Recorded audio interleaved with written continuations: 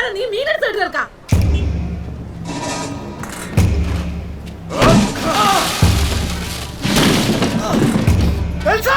നീയൊക്കെ ഉണ്ടാക്കണമെങ്കിൽ ഉണ്ടായിക്കോ.